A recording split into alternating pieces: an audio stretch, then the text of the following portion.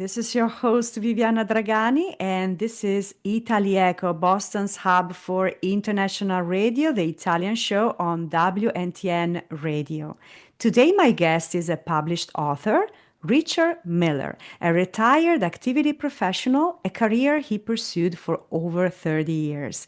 He is also a church musician and serves as the Old Chapel organist and choir director at Central Moravian Church in Bethlehem, Pennsylvania. In addition to his interest in creative writing, he composes music for his choir and himself at the organ. Thank you for being with us, Richard. You're welcome. It's a pleasure. Thank you. So, first and foremost, please tell us about how the book came about. Well, it's based on an event that actually happened to me. I was at the church practicing, and when I came out, one of my friends told me that he had found a duck sitting on a nest under one of the bushes.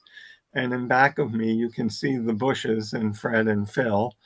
And so we decided not to tell anybody in the church because we didn't want them to scare the mother duck away from the nest.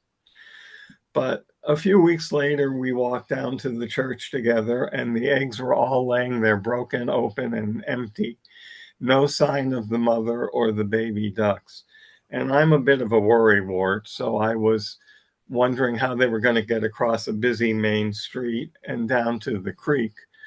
And I wanted to make sure that they had gotten there okay. So I took off and went searching for them. And as I was doing that, I was thinking this would make an interesting book, a story for children. So I went home after the search was ended. I went home and I wrote it. Thank you. Great.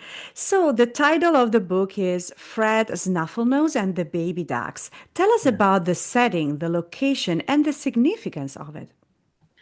Well, the location is Bethlehem, Pennsylvania, which is known as the Christmas City.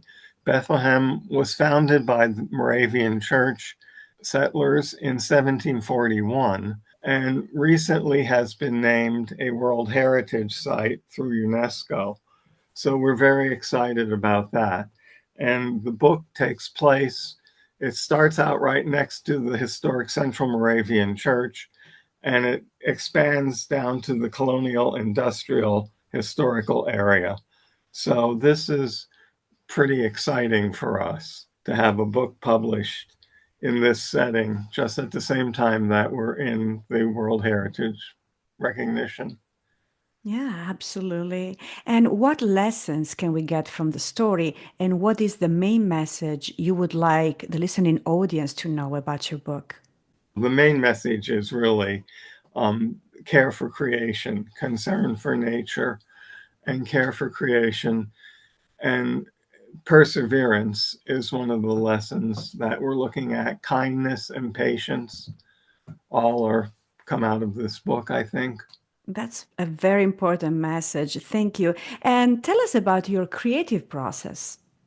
As far as the creative process goes, I've always been one to sort of mull things over in my head over and over, and it just sort of rolls around in my head, and then all of a sudden it comes out, and that's it. It's sort of done. Thank you. What is the significance of the illustrations? We can see a beautiful illustration right behind you in the background. And who made them? Well, the illustrations are beautiful, and they were done by a team of folks from the publisher who is Milton and Hugo. So I don't know them by name. I wish I did because I'd love to thank them. They've done a wonderful job. The significance of them is that the sites, the scenes you're seeing actually exist. There is a very good one of the old tannery and the grist mill in the historic industrial site. Thank you. And where is Fred Snufflenose and the Baby Ducks available now? You can get Fred Snufflenose from the Milton and Hugo bookstore, which may be about one of the best places to get it. You can also get it at Amazon.com and BarnesandNoble.com. Perfect. And finally, what's next for you? Well, I have several things in mind. I've already started on two different Fred Snufflenose books. Um, One is set at Christmas time, and another is about pets. And I'm being an organist, I play a lot of weddings. And funny things happen at weddings. Maybe they don't seem funny at the time, but I'm writing a book about that.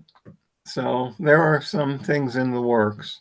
Wonderful. Thank you so much for being with us today, for being our guest, and best of luck with your incredible book for children. Thank you so much. It's been a pleasure.